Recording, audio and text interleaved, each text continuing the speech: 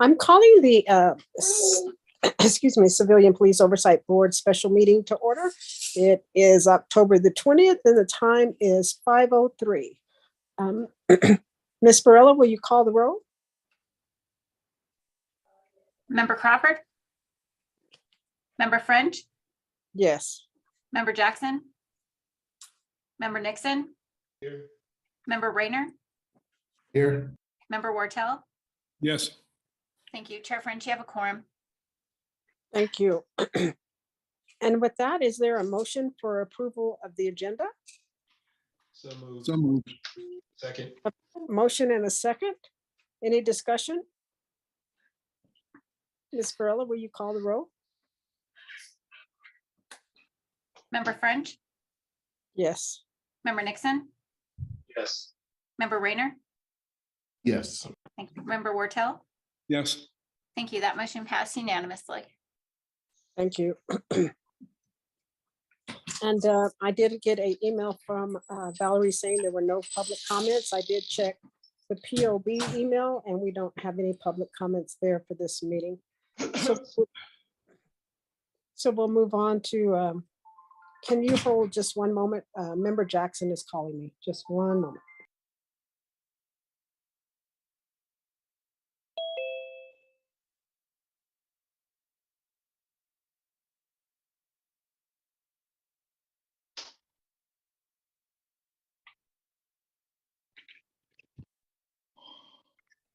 Okay, thank you.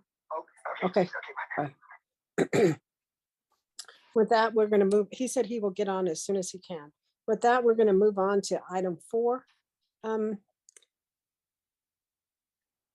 Director Ewing, I would like, and I don't want to put you on the spot. I think we talked about this. I would like for you to give us a brief summary. I've read all the investigations, stuff, a brief summary of each case, and then then I will ask for a motion if we approve the findings of the agency. Is that fine with you? I think we can make that happen. Okay. I mean, it doesn't have to be in detail because I've read the investigation. I think everybody's read the investigation, but just an overview of what occurred on that particular case. And we'll start with 16-3286. All right. And for the record, I want to be clear. I've reviewed the materials, I was not present for the FRBs on any of these cases. They obviously occurred prior to my tenure. My analysis is based on my review of the cases, the training I've received from the police academy on FRB and use of force cases. And I just wanted to be sure that was clear for the record before we started. So the first case was occurred on January 11th, 2016. The subject in this case attempted to rob the Bank of America at 3101 Carlisle Boulevard Northeast. Officers responded to a 911 call by a civilian witness. The civilian followed at some distance and was giving updated information on where the gentleman was walking. The officers following that tip caught up with the subject, Mr. S. Officer number 2 identified herself as a police officer and directed the subject to stop. When he ran, both officers returned to their vehicles and followed them. When they caught up again, officer number 1 exited his vehicle while officer number 2 stayed in hers. When officer 1 exited his vehicle, he was immediately confronted by the subject pointing his handgun at him. The officer did his best to stop quickly, took a bit of a slip and a fall, which the subject took advantage of to start running again. Not too far down the road, as the subject tried to cross Carlisle, he slipped and fell on the ground directly in front of officer number 2's car. His reaction to that was to again point his gun at officer number 1. Officer number 1 understandably received a threat to his life at that point and fired his weapon once. The bullet struck Mr. S in the shoulder. He survived his injuries. It would be my recommendation that the board find that this use of force was within policy. I have one question for you, Deidre, and I know I just want to thank you for giving us an overview. I value that. And this is a 16 case, so I hope that this is 2022, that this doesn't happen very often where we're going back looking at a 2016 case. I just want to say I thought that the officers in this case did a very good job. There was a female officer that he jumped in front of her car twice and she did not hit him. So that takes some great driving. So I just thought, after reading this, and I read it 2 or 3 times, I thought the officer did a great job. The man survived the shooting. So with that, I'll make the motion that we accept the findings and recommendations. Were they recommendations or just findings, Deidre? I only made findings. Okay. Then I'll make a motion that we accept the findings of the agency. Second. We have a motion and a second. Any discussion? With that, Ms. Barella, will you call the roll? Sorry, I have one. Sure, go ahead. I'm sorry, I didn't see you. No, I couldn't unmute myself fast enough. I don't have a problem with this. I was just wondering if this is the route that we're going to go, if Ms. Ewing could just read out her findings again, because I've got notes, but I'm going off of numbers and dashes and stuff, and so I can't always track what everything is, which one it is. So if you could, if it's not an issue, if you could just also read out your findings so I can track my notes with which case we're on. Not a problem. So again, for the convenience of the members before the vote, the CPOA finds that the use of force in this matter, the shot fired by officer number 1, was by a preponderance of evidence within policy. This use of force did not violate APD policies, procedures, or training. Thank you.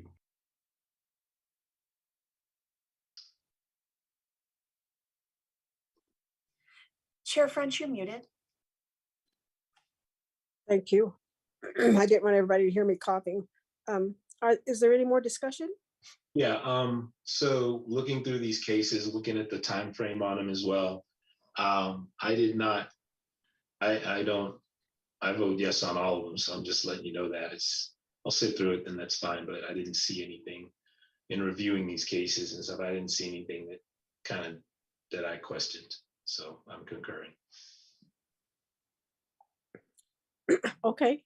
I That would sounds rather good. hear from one of my board members if they found one of the cases where they had questions or something.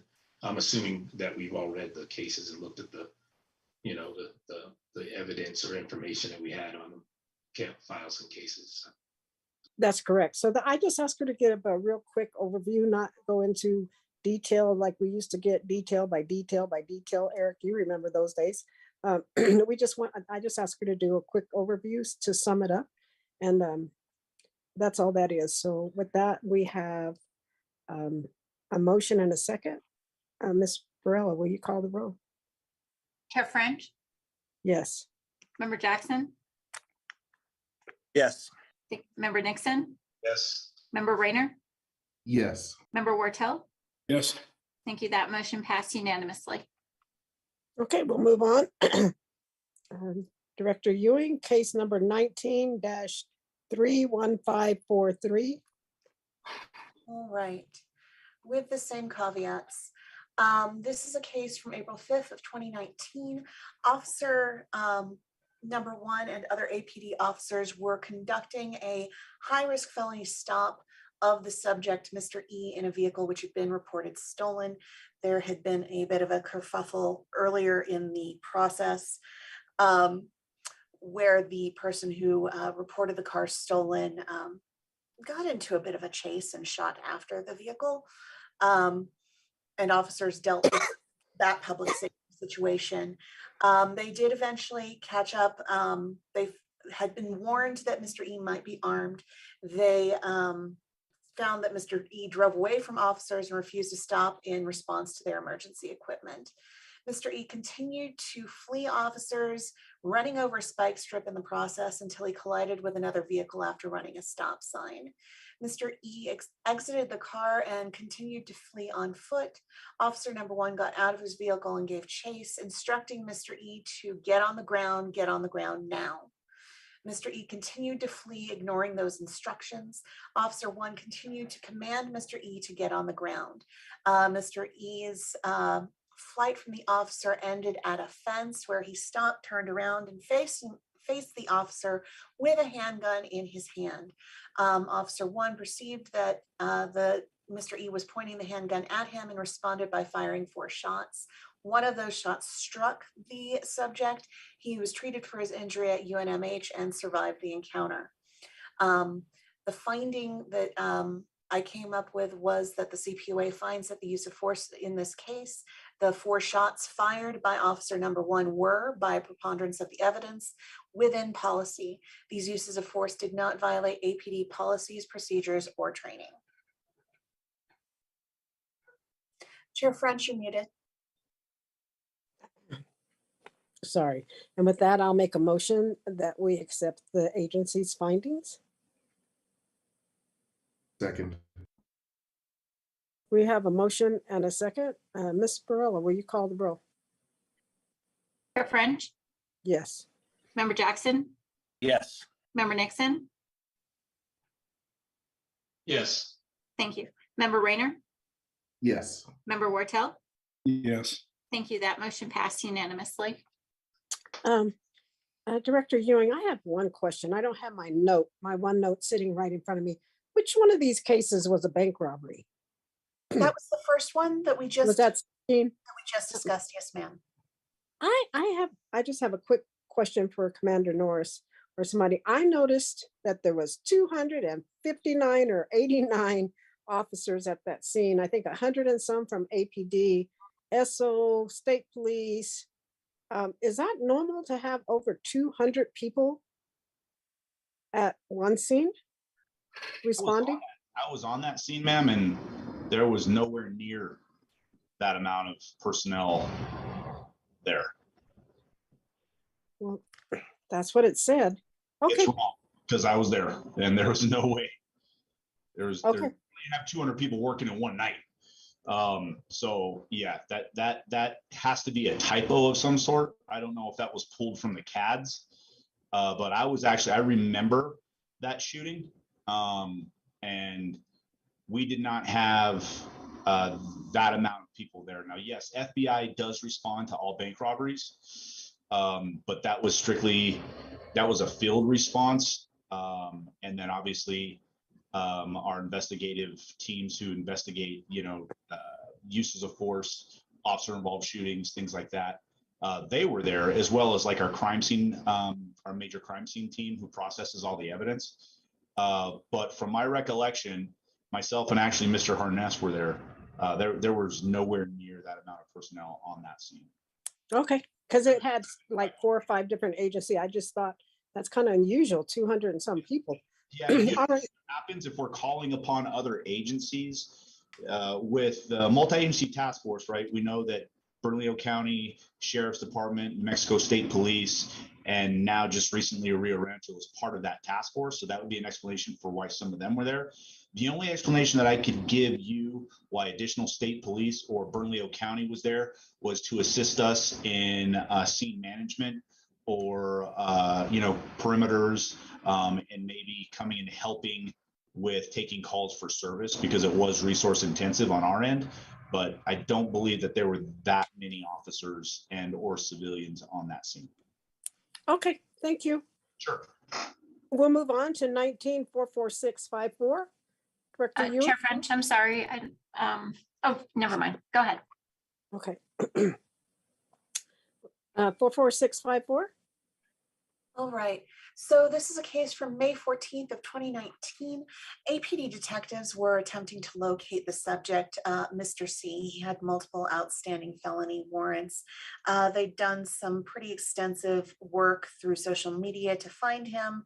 And they wound up locating him and arranging a meeting with him through that social media. After surveilling him at the Walmart at Coors and I-40, they followed him and a companion as they drove away from the Walmart and first to the parking lot of the Wiener Schnitzel at the southwest corner of Ouray and Corona, and then back on Corona.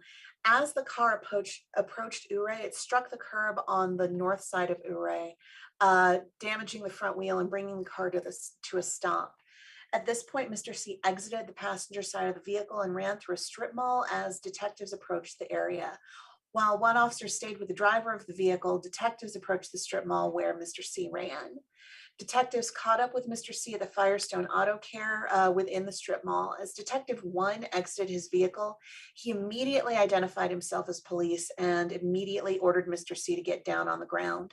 As he cleared his car door, and only at that point did he see that Mr. C was pointing a handgun straight at him.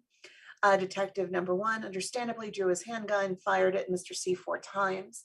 Mr. C was not struck by any of those shots and continued to run from police. Detective number 1 shouted that Mr. C had a gun. Mr. C was met moments later by detectives numbers 2 through 4, who made shows of force with their own firearms and instructed him to get on the ground. Mr. C moved to his knees.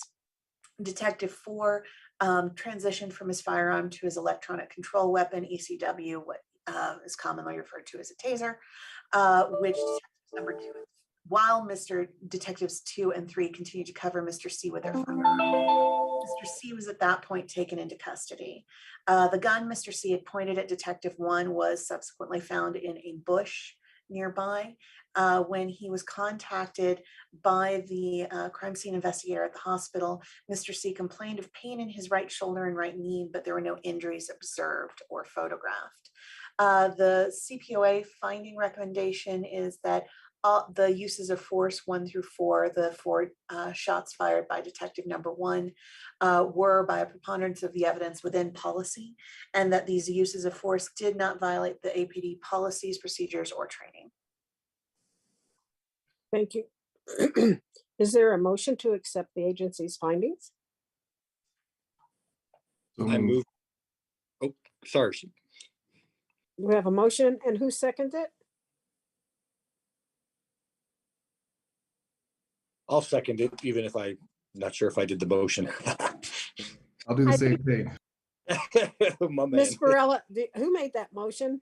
I would say Rashad and then Jackson second. Okay, all right, thank Yeah. you. Just want to make sure. Is there any discussion? Please read out the number again. The number is APD case number 19-0044654. 654. Yeah, fine, thanks. You're welcome. Thank you. And if you'll continue, Ms. Ewing? I think at this point, there's a Oh, I'm motion. sorry, did I think we you're ready call the for the roll? vote. I'm sorry, I did not call the roll. Ms. Farrell, will you take a roll call, please? Chair French, Yes. Member Jackson, Yes. Member Nixon, Yes. Member Rayner, Yes. Member Wartell. Yes. Thank you. That motion passed unanimously.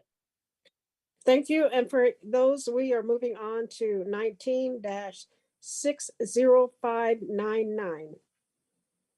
Ms. Ewing? All right, this is from July 2nd, 2019. Detective number 1 was undercover and conducting surveillance when the subject, Mr. C, pulled up in a black vehicle and parked in front of Detective 1's vehicle. It's worth noting that he parked in a way that seemed calculated to limit Detective number 1's routes of escape.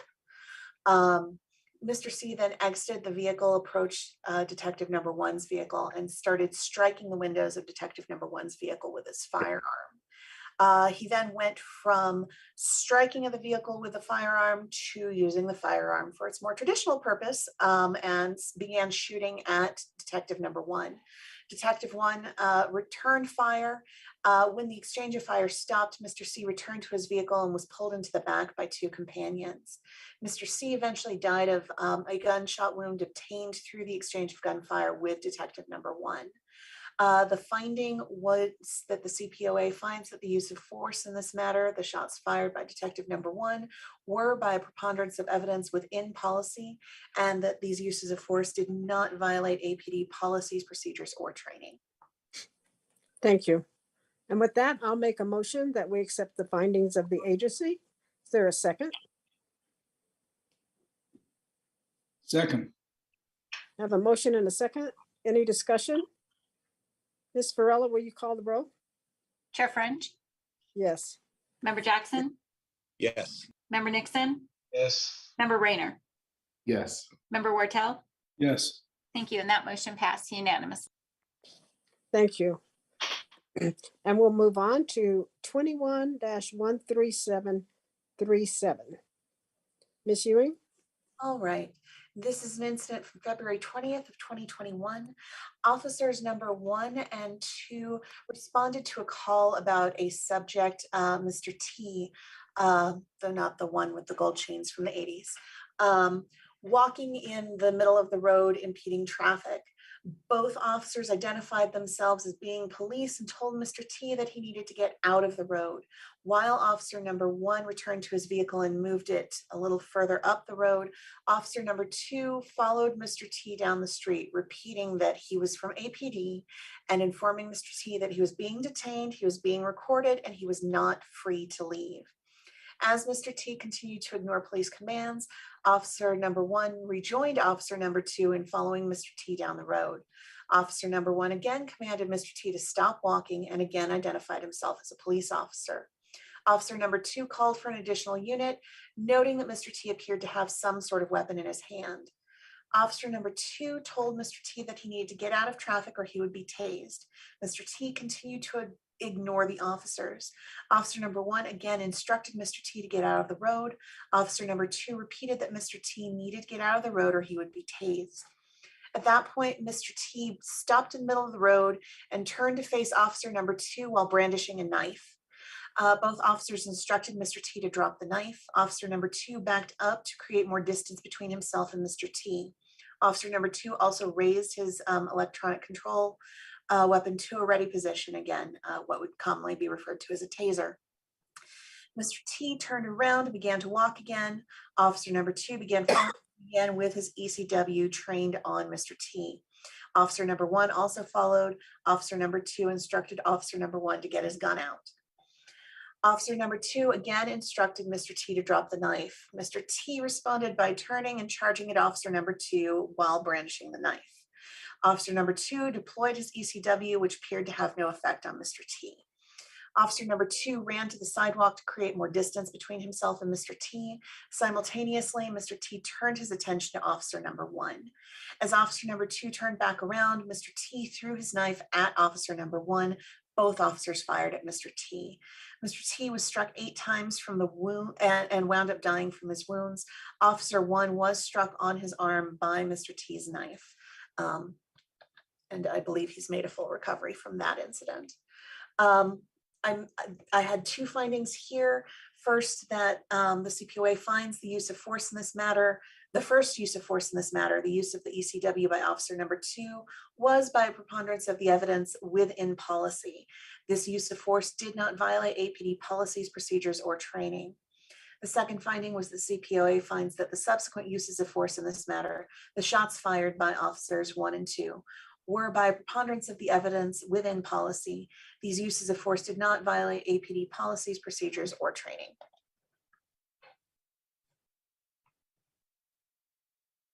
Patty, you're muted. I'm sorry. With that, is there a motion to accept the findings of the agency? I have a couple of Okay, comments on this let me one. get the motion and the second, and I'll open it up for discussion because I did too. So I'll make the motion to accept the findings. Is there a second? I'll second. Thank you. Discussion, Member Rayner? Yeah, so this one is probably, let me start off by saying I'm not gonna disagree with what was put out there, but I did have a couple of questions. In watching this video, I found it interesting that well, I guess the deceased, he never spoke a word in any of the videos. He never said anything. He barely acknowledged the police officers at all. That was number one. Number two, is there a preferred method of escalation by a police officer? From what I mean by that is, do you go from talking to taser to, let me get to the point. Are batons still used or allowed, or is it just tasers? Because what I saw in this video was a man wearing a very loose, insulated flannel jacket. There's no way that a taser was going to go through that and actually make contact with the skin. So it seemed to me at that point like that was not going to be effective. Secondly, as he's walking behind the suspect or this person, he says to the other officer, I believe who we're calling Officer 1, to unholster your weapon. And so in my mind, it's like, it's kind of a wrap at this point. Like, if you have your weapon in your hand, it's not like you're going to holster it to tackle the guy. It is what I would think, right? And so I'm wondering if there is it always taser? Because everything I've seen so far has been either taser or firearm. Sure. So I can speak to that. With regard to the batons, I want to say probably about 2016, 2017, we actually looked at all of our uses of force and actually took a survey of officers on the department, asking them how they felt in terms of how useful the baton actually was. We were finding that none of our officers were actually using their baton. They just didn't use that tool. Usually, if you're going to be using a baton, you're obviously in close quarters with somebody.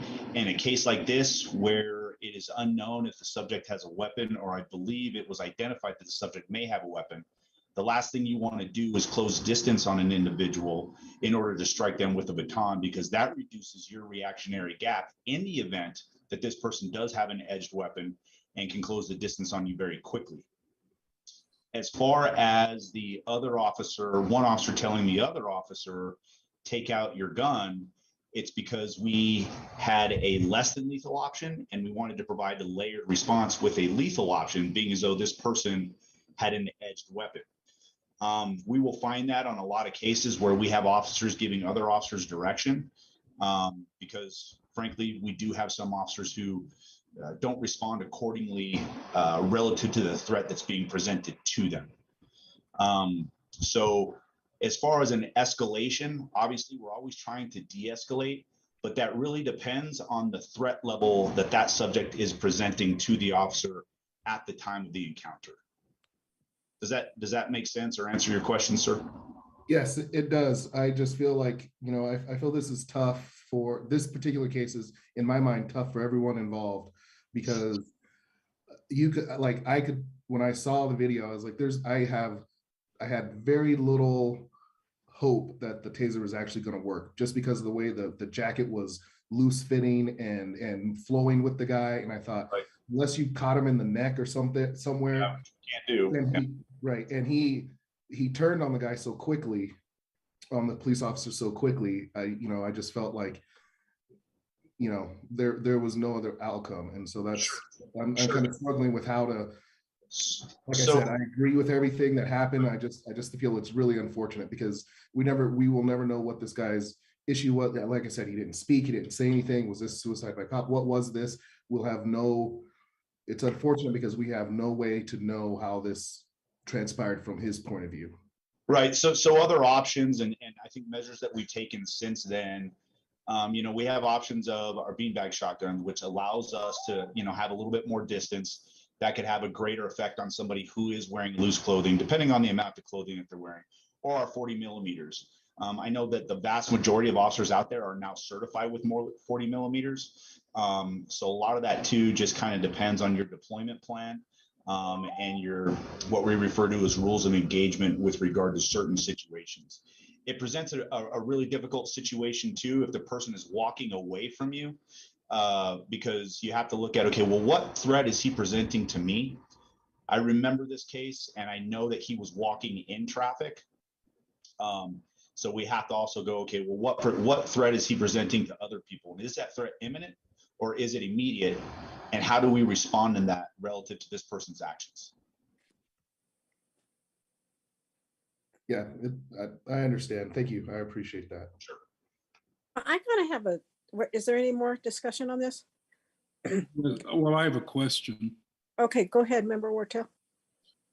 And I too would not consider voting against this one, because it's very hard to put yourself into the police officer's shoes in that regard. But once an edged weapon is thrown, there was no indication that the suspect had another weapon. And my view of a Leatherman is that it's not too much of a threat, but if the Leatherman hits you right, it's a big threat.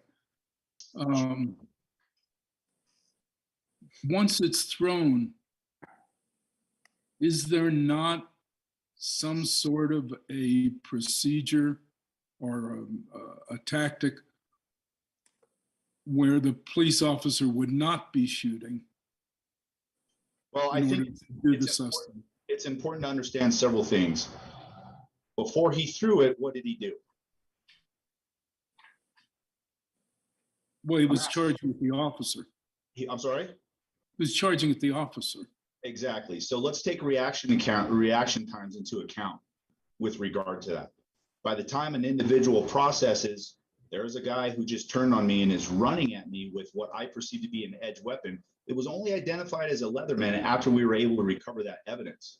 Okay, now that I didn't understand. Yes. Okay. So they didn't go, he's got a Leatherman. I think he's got a knife. It's silver, it's edged, it looks like a knife. He turns towards the officer, starts closing the distance on the officer. The officer responds. By the time he throws it, the officer has already made up his mind, which I don't like to necessarily made up his mind, but has already perceived that this is a deadly threat and is already in motion to go ahead and address that threat accordingly. Once that knife is thrown, it's really, really hard to take that back in split-second time. Does that make sense? That's exactly why I said I wouldn't presume to put myself in the officer's shoes. No, I appreciate the question.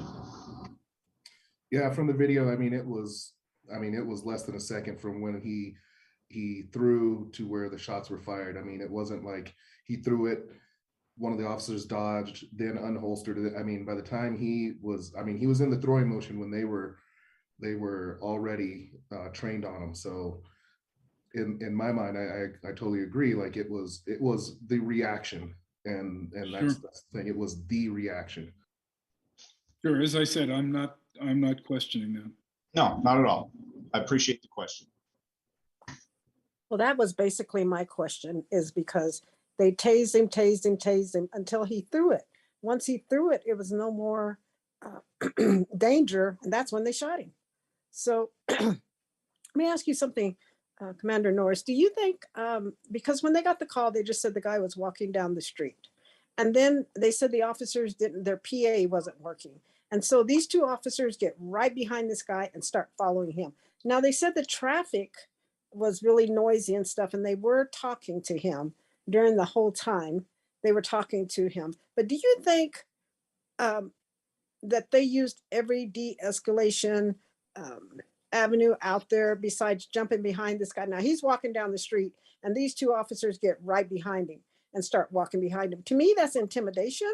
I mean, I'm sure the guy probably wasn't in his right mind. You see two cops right behind you following you, but I'm not going to say that I'm going to vote against it, but I'm just saying, do you think after reviewing that they used every de-escalation available to them as far as this particular shooting? Well, I will tell you, I know that they tried to communicate with this subject who was non-responsive. At that time, it's a question of, are we going to continue to let this individual walk into traffic, posing a danger to himself as well as the officers trying to get him out of traffic, not knowing what his intentions are, knowing and seeing that he has an edged weapon, and trying to respond to that accordingly. As far as all of the de-escalation tools that we have, do we have a lot of de-escalation tools in the way of, resources outside the department that could help respond? At that point, no, we didn't. ACS wasn't on board. All of our officers are CIT certified. I would say that attempts at de-escalation were made.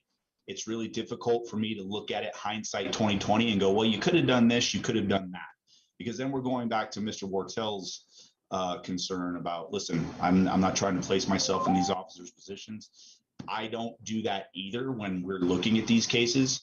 We're looking at the objective evidence that's presented to us and whether or not that meets our SOP criteria for an in policy or out of policy use of force. Well, I would tell you it's our duty to review these these cases and see if we feel like that they did not use all their de-escalation tools. That's what we're here for. Sure. So I understand what you're saying too. I understand what you're saying too. It's an old case, but I was just wondering, because to me, with him walking in traffic, he was more of a harm to himself, somebody running over him than he was. But that's okay. Like I said, I agree with the findings. I don't think they violated any SOP, but sometimes when they don't violate SOP, but we do use the video or whatever to make recommendations for policy and procedure changes, how we think that they could have maybe did something different or de-escalate it, but I didn't see that in that one. So we do have a motion and a second. Valerie, will you call the roll, please? Chair French, Yes. Member Jackson, Yes. Member Nixon, Yes. Member Rayner, Yes. Member Wartel. Yes. Thank you. And that motion passed unanimously. Thank you, Ms. Ewing. I believe we're on 21-17967. Yes, ma'am. This is an incident from March 7th of 2021. Officer number 1 conducted a traffic stop of the subject, Mr. G. Mr. G produced an identification for someone named Samuel Hodder. Officer number 1 noticed the photograph on the license did not appear to match the person he was interacting with. I will note this was at a time when the person was masked, so he did conduct some additional investigation as was appropriate. When officer number 1 received I can make words happen. When officer number 1 received confirmation that Samuel Hodder had reported both his driver's license and his concealed carry permit had been stolen, he opened the driver's side door of the vehicle and instructed Mr. G to exit the vehicle. When Mr. G put his car keys back into the ignition and restarted the vehicle, officer number 1 reached into the vehicle in an apparent attempt to turn the vehicle back off. Mr. G pulled away from the scene of the stop. Officer number one fired multiple shots after the fleeing vehicle. Mr. G was struck once but survived his injury. The finding was that the CPOA finds that the use of force in this matter, the shots fired by Officer one, was by a preponderance of the evidence outside of policy. And with that, is there a motion to accept the findings of the agency? Yes, please. Is there a second? I'll second it. We have a motion and a second. Ms. Farrella, will you call, excuse me, is there any discussion? There's some, I have some on this one as well. Okay, So, I believe this was outside of, I agree with what was said, but this one seems to have a little bit of flavor as the last one that we heard, where it's this idea of compliance, where the officers are giving orders and the individuals in question are ignoring those orders or doing the opposite. And it seems like we keep getting ourselves in this situation where they have a non-compliant individual, which then immediately causes the situation to escalate. And so in this one, I think it's obviously much more cut and dry because he fires at a vehicle, and that goes against all the SOPs around this scenario. So yeah, so I'm struggling with how to understand our police officers, their interactions with these folks who are non-compliant. It would seem that you would. I'm just struggling with that. Again, I'm not going to say that this. I had an issue with what I saw was it was just more training and things like that were the corrective actions. And it seems to me that in light of this one, when you're firing and you don't need to, and there's still, you're in public, that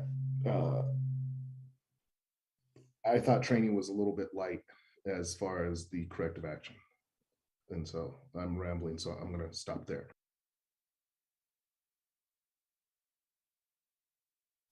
Member French, you're muted. tell me your point again, Member Rayner. Are you saying that you felt like they could have used more training on this particular case? No, that was the corrective action that was put forth for this officer, and I felt like that was by far too lenient.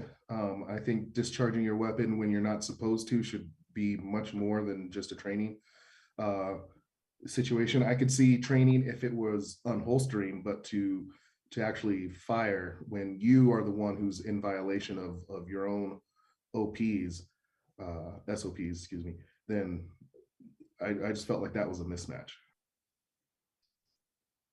Any comment? Yeah, what was the finding on this one again? Wasn't it found within policy or It was found outside of policy. outside of policy? Okay, yeah. Yeah, you can't shoot at a moving vehicle. Right. And from doing this and looking at tons of these different cases, Rashad, I can tell you that I think one of the downsides of doing this work and doing this on the board, and you see it time after time, is that you have that, it almost sounds like a trope to me now, where it always goes back to the policy. This was within policy. This was within policy. And then when it's not, there's tends to be a tendency not to single out / hold accountable that officer for any conduct that is considered a misconduct at this point. So I think that's kind of one of the frustrating things about doing this is, on the one hand, like Scott was saying, you're looking at what the officer's going through or what they're going through, but on the other hand, you're looking at these standard operating procedures that they're supposed to follow. And when they go outside of them, it's APD is very kind of sketchy on that whole discipline for a lot of different reasons from what I've been able to see in my experience. And so there's room for improvement based on what your sentiment is and your opinion is on this. And getting to that point, it seems like the only thing we could really do is look at the policy and the policy for discipline. And again, I kind of feel like the board is in the hip pocket of the chief. So if they go against what the board recommends, there's really no recourse to that change. A bit frustrating, but I see what you see, on this, and I think you're spot on that. It's just that's the room for improvement within APD to say, okay, we need to have, when we have these kind of infractions, we need to have a disciplinary action that is appropriate for that. So it'll happen sometimes, and I'm not saying it does all the time, but you spotted one that I would say, yeah, it didn't fit it. Yeah, I mean, it seems like in this particular case, everybody was lucky. Nobody got hurt. The officer didn't get hurt. I mean, the guy was shot and luckily was able to recover from that. But I mean, he had a passenger who could have been hit. I think it was on Montano, and so I don't think there were people around. But it seems like the outcome. I think the outcome would have been different if this man had died. And then I think it wouldn't be just training. I think it would be much more severe punishment if this person had died or wrecked or run into somebody else or something like that. And so the frustrating part for me is that what it takes to get what I feel would be a representative punishment? Good Does question. somebody have to die? Or Interrupt on this. That Sure, officer, sure. that officer was fired. Oh, for this infraction, Scott? Yes. Oh, my notes Because said, hold on. We have a process that we need to, if we still have somebody on the department and we see an issue that needs to be addressed immediately, Mhm. we address that issue immediately before the outcome of the internal affairs case. Okay, I see. That officer was subsequently terminated for this case. Okay. okay. Well, So- then, okay, so that thank you Yeah. for that. I think for us then, as a board, we need to figure out how to get all, because this is now twice where we have not received all of the information. And maybe, there was the one where we did the appeal, and apparently, one of the things that we had talked about was a traffic drawing, and we didn't have that, and that was one of the things that we. The diagram.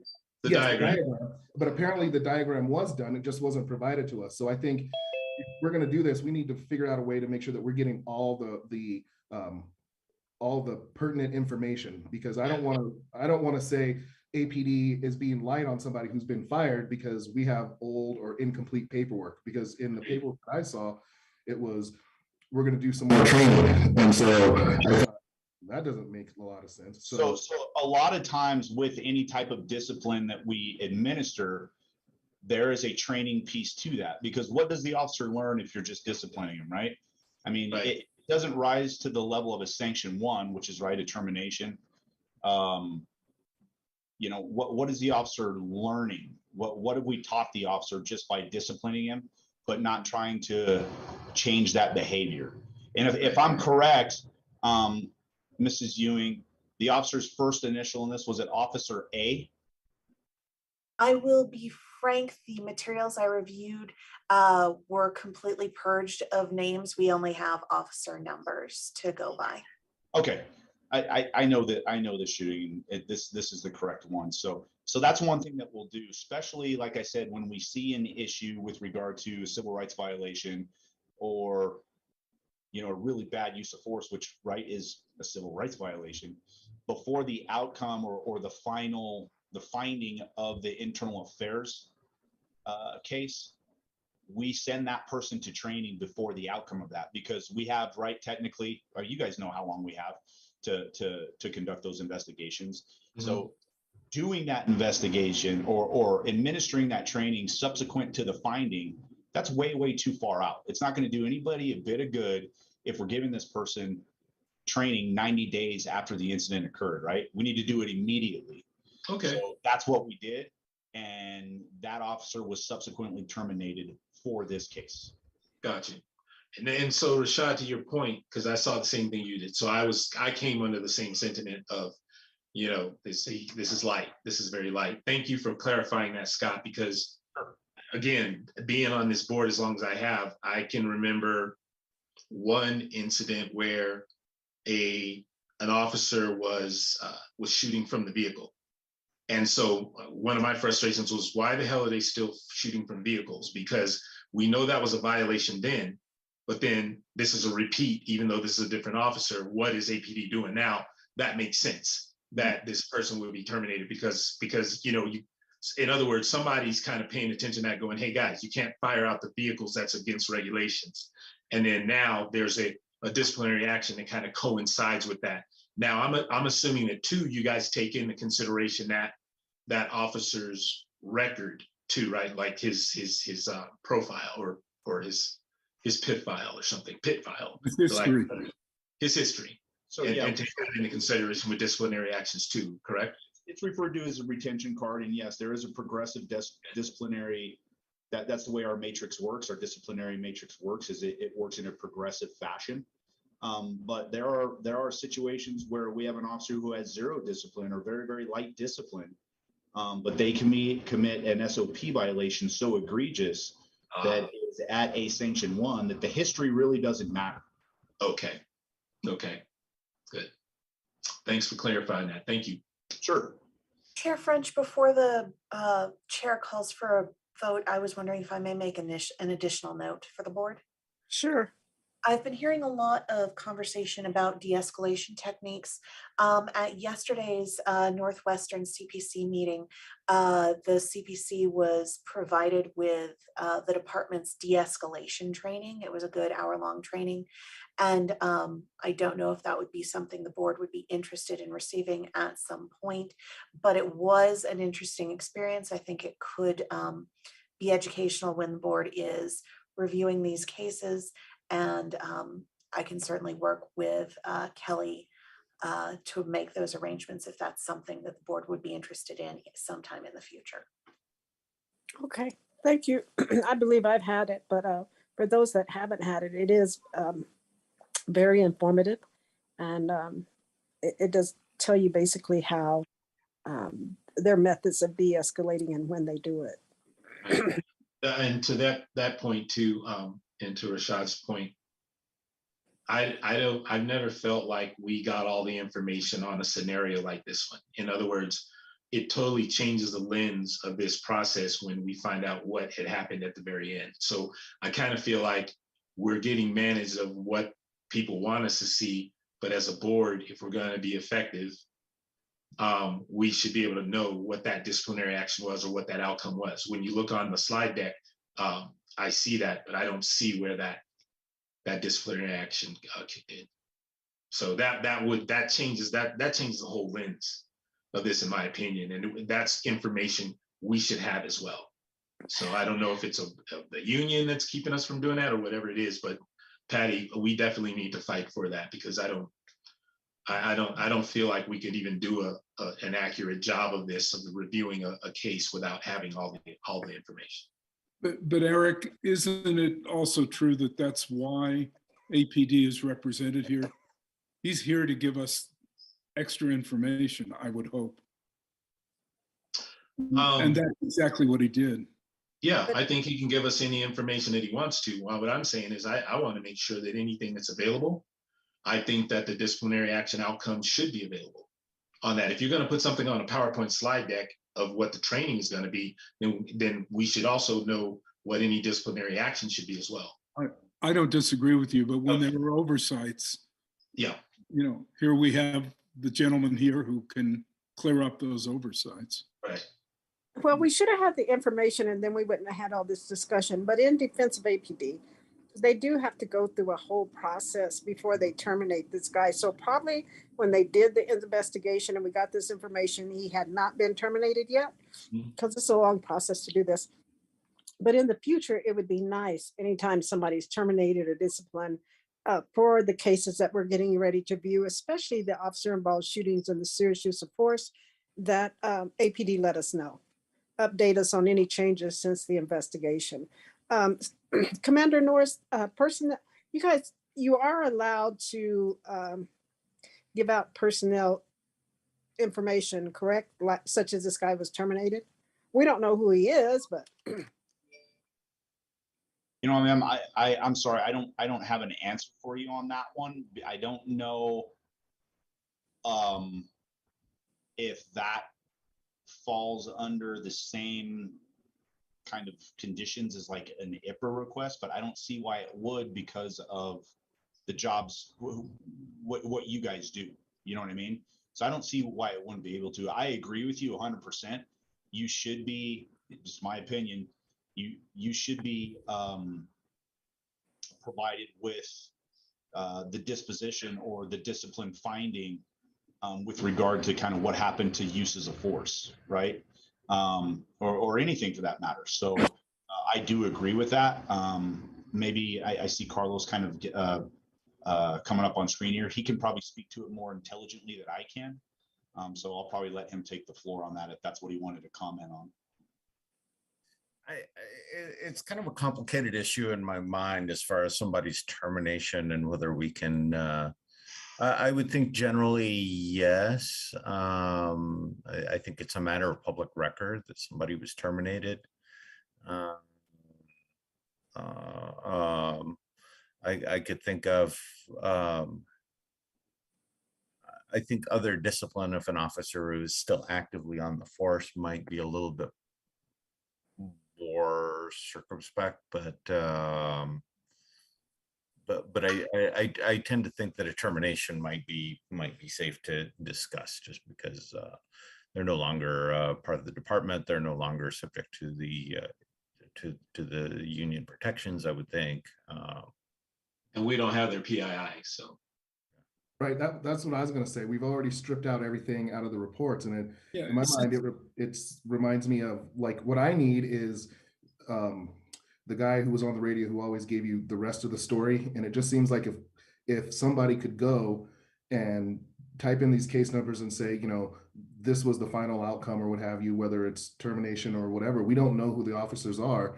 And so I don't see how we can't say officer one was whatever, just because I think 90% of these are going to be what we receive is the final determination. So if there's an additional determination after this, whatever's put together here, I don't see why that would be a problem. I don't know who we'd have to talk to get that, but it seems like that. Why wouldn't we get the rest of the story? Let me research the issue a little bit. I want to be comfortable in my opinion rather than just what my sense of it is. So I think it does merit a little bit of research to be solid on the opinion. But my sense is, I do want to look into it and give you the strongest answer. Carlos, Right, Carlos, that with no names, there are no issues. and I think it does help us if we know officer one was disciplined, because that's what Ed used to put in his. He used to say, I find officer one violated SOP, blah, blah, blah. And the sanction is, 6, 7, whatever, 4, 5, whatever it is. And then he would name it.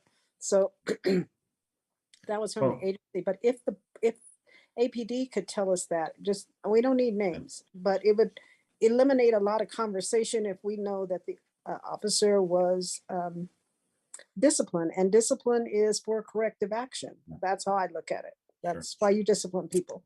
It's not to terminate them, it's to correct an action. So my sense is yes, because it's a matter of public record. The IA, the IA reports get publicly filed. But let me just, like I said, let me just research it a little bit and hopefully report back to the board on that issue. Okay. Did we take a vote on that or not? No, but I have one more issue on this case. Okay, Member Wartell, go ahead. At the beginning of the FRB discussions, one of the pieces of identification that was turned over was a concealed carry permit. Am I remembering correctly? Yes, you are. It strikes me that would have put that officer, should have put that officer on edge, and it was nowhere mentioned ever again in the FRB presentation or in the investigation. Is that, am I overreacting to that? I think we'll have to rely on Commander Norris on that one. Well, yeah, that's basically who I'm asking. Okay. I'm sorry, Murphy, I don't know if I quite understand your question. Let me make sure I understand what you said. You had stated that when the officer ran the subject's information, he came back as having a concealed carry permit. No, he handed him a concealed.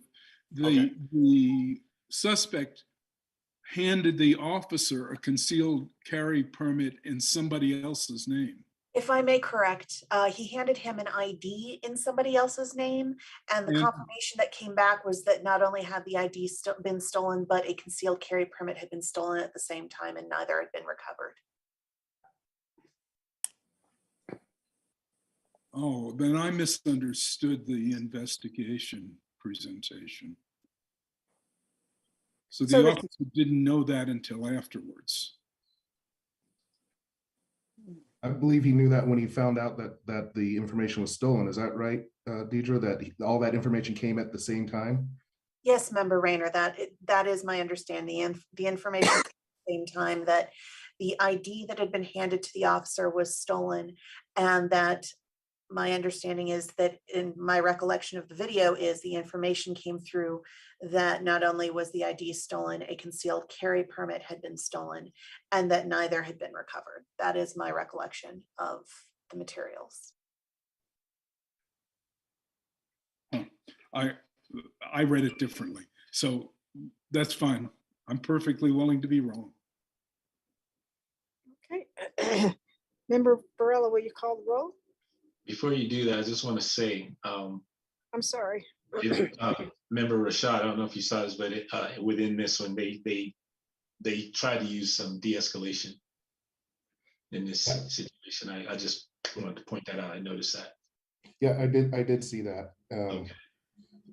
Before we take the roll, can somebody take a note to ask Mr. Pacheco about this, about what he finds out in the next board meeting? Is that enough time, Mr. Pacheco? I don't think so.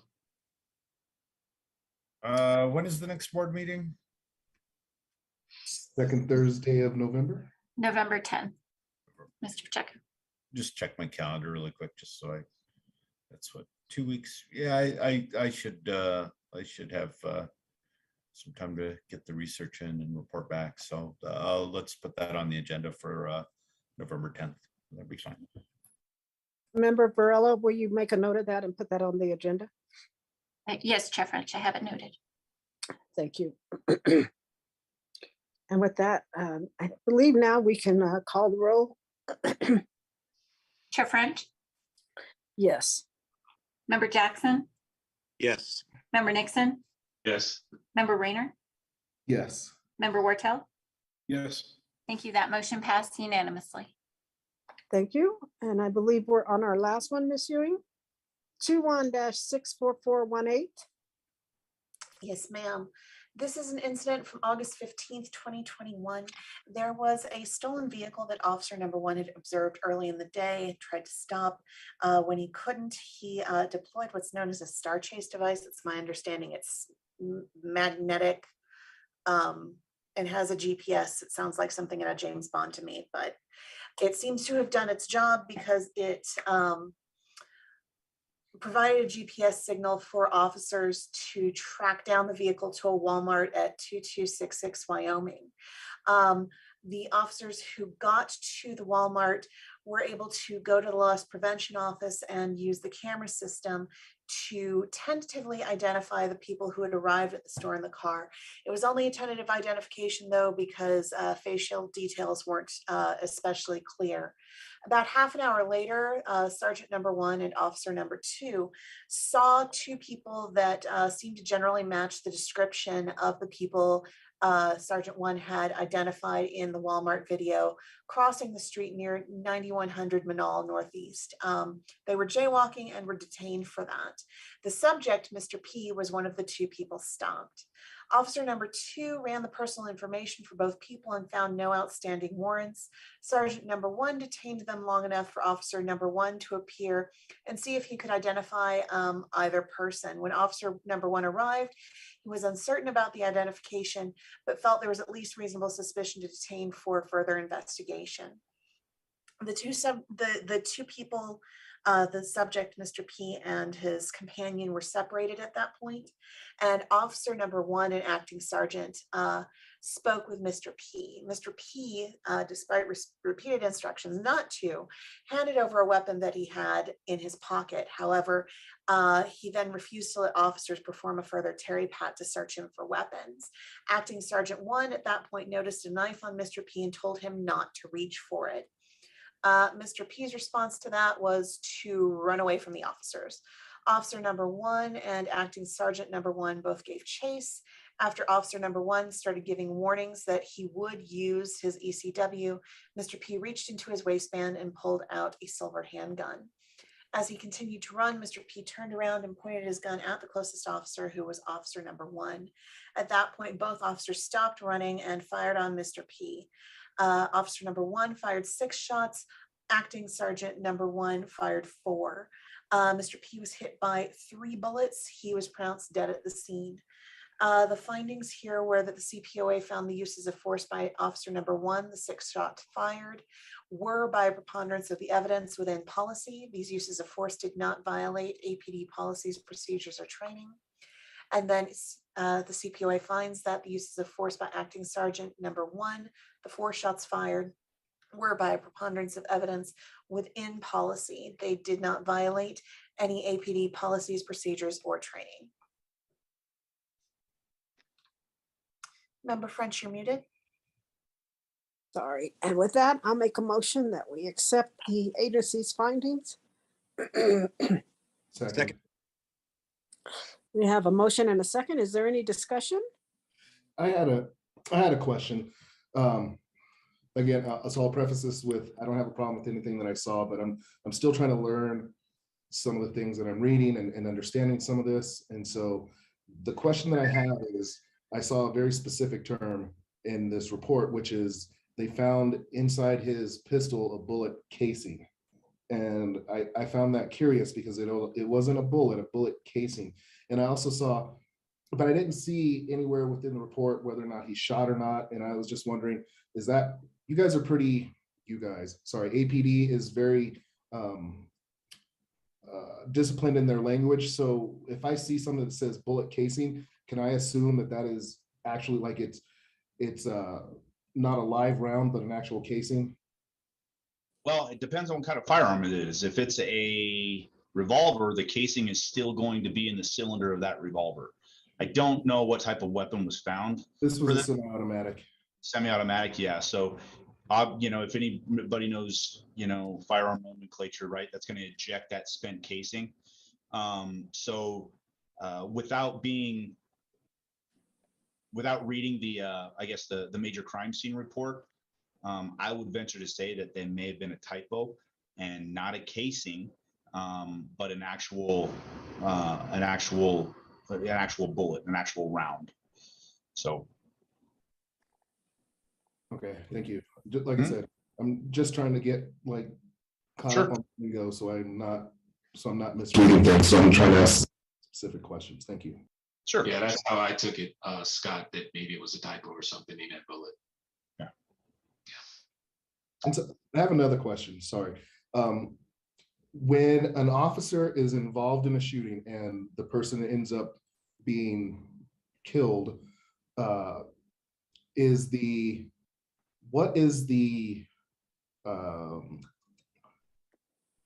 what type of post support do they get? So in this, is it standard like one therapy session or a month of therapy, or is there something like that you can point to that says immediately you go down this pathway? I'm just wondering about, because this one I was flipping through the photos and it was pictures of cars and then pictures of street signs, and then there's this picture of this guy's face, right? And I'm thinking, if I'm going to have to take a minute before I go to bed, what happens to the officers who did this, right? Like, what type of support do they get after something like this in particular? Sure. So the standard that we have is number one, they have to go to our department psychiatrist to be cleared for duty to come back.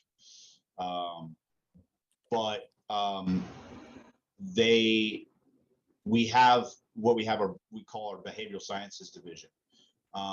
which does periodic checks on the officers 30 days, 60 days, 90 days post-incident, with the open invitation that the officer can come in and talk at any time that that officer wants to talk, whether it's, and you know, sometimes a lot of this type of trauma presents itself far past when the incident actually happened, right? So there are checks and balances that we have for that. A lot of that too, really, it's incumbent upon that first line supervisor to be paying close attention to that officer when that officer comes back to work, assessing that officer's performance, seeing if there's anything that is out of character, or out of, you know, kind of the norm in which that officer usually operates, and to bring that officer in. And there are times where we mandate behavioral sciences division meetings for them to go speak to somebody. We're obviously not privy to the information that is divulged in that meeting, and we shouldn't be. The only thing that we're privy to is if we mandate it, we have to be made aware that that officer is going. But any of the content of those meetings, we're not privy to. But we do have resources for that officer, whether it be peer support, whether it be behavioral sciences division, that are available to all of our officers. But it is standard that they do get cleared by our department psychiatrists before they come back to duty. And there's no set time, like, okay, you're going to come back after 3 days, you're going to come back after a month. We've had officers that have taken several months off, which has been just fine, and they get cleared for duty by the psychiatrist, or that officer may not feel like he or she is ready to come back to duty at that time, and the department is in full support of that and provides every type of resource we know how to provide to make sure that that officer is getting that support. And so that leads me to another question, and I apologize, Commander Norris, but you've been like answering all my questions. So this is the punishment. You get more questions. I appreciate it. My question is, and so what trips that process? Does it have to be a shooting? So like, now I'm going to pivot. If you are a traffic officer and you see that a kid got run over, does that trip it and you automatically get sent down that road? Or does it have to be more along the violent lines of you've shot? You know what I mean? Like I can see majority of police officers never have to use their firearm, but still see some really horrific stuff. And it seems like for officer involved shooting, it seems like it's a very clear path to down that pathway. But is it as clear for things where it's just this low level trauma that they're just kind of seeing? I say low level, and that's the wrong word, but something where it's something that they've seen, but not necessarily done themselves. Right. So usually what we have is we have on situations like that, the chain of command has what they call a critical incident debrief on that, and they get everybody who is involved to sit down. A lot of the times our crisis intervention team officers are there to help facilitate that and kind of help kind of MC it, if you will, and direct it, to kind of talk through that. And are they mandated to go to BSD after they see something like that? No, they're not mandated to. But that's, like I said, where it comes to that close first line supervision, to where that sergeant, you should be knowing your officers and how your officers operate and their personalities, and seeing things like that and being proactive and reaching out to that officer. And sometimes, like I said, mandating those behavioral science division meetings. Last question, I promise. How many officers are underneath the sergeant? It depends. We have an 8-to-1 span of control. That's the goal. So eight officers to one sergeant, but that would actually kind of be a luxury. We don't have as many officers as we would like to have that 8-to-1 span of control, but we cannot exceed 8. Okay, so at most it's 8. It's not like you're supposed 8's the target and you could have 12. It's 8 or less. Per settlement agreement, you cannot have 8 or more than 8. Okay, great. Thank you. Sure. That's it. Promise. I never knew that. That's good to know. Of course, like you said, they probably very few have 8 under them, Commander Norris. But and also I just sent you an email, Commander. So with that, let's move on. I think that was our last case. Yes. We need to do a roll to accept. Oh, okay. I'm sorry. Okay, Member Barella, will you call the roll? Chair French, Yes. Member Jackson, Yes. Member Nixon, Yes. Member Rayner, Yes. Member Wartell. Yes. Thank you. That motion passed unanimously. Thank you. And then we'll move on to item number 6. Is there anything under old business? If not, we'll move on to new business. Director Ewing, as you can see, we have quite a few of these cases that we need to catch up on. Now, I do believe that Tuesdays are bad for several members, including myself. But if you could get with GovTV and say the last 2 weeks of the month, I know the holidays are coming up, so we might have to move it up. But I'd like for us to schedule one of these a month. But we'll just have to know when GovTV and closed caption can work us in. Okay. And once I get those dates, I will send it out to the board and majority wins. The majority that can get to those meetings. But I know Tuesdays are bad for me. I believe Tuesdays are bad for you, Eric. Is there any other day? Is there any other day that's that's bad for any of you? I don't have a problem with Tuesday. And if I may interrupt, Commander Norris is asking if anyone has any other questions, otherwise he'll be signing off. I Please believe it's mention- good. I don't. Thanks, Scott. Thank you. Appreciate it. Have a good one. Yeah. All right, thank you. You got the email, Commander? I did. I did. was shocked. I was Yeah. shocked, but I will point out an email. It says it should be noted these numbers are based off supplemental reports. Yeah, I These saw that. do not reflect the true number of officers on scene. So Yeah, I was. Yeah. Okay, all right. With that, I believe we're adjourned. Before the chair adjourns, I just wanted to note, I did note as I was going through the letters during the meeting, there are a couple of typos I'll have to fix before they get sent out, but I promise that nothing beyond typos will get changed. Understood. Okay. That's a good idea. I noticed a couple too, but I was going to talk about it offline. Yeah. So, okay, all right. That we're adjourned. Thank you, everyone. Thank you. And we'll try to have these once a month so we can catch up. All right.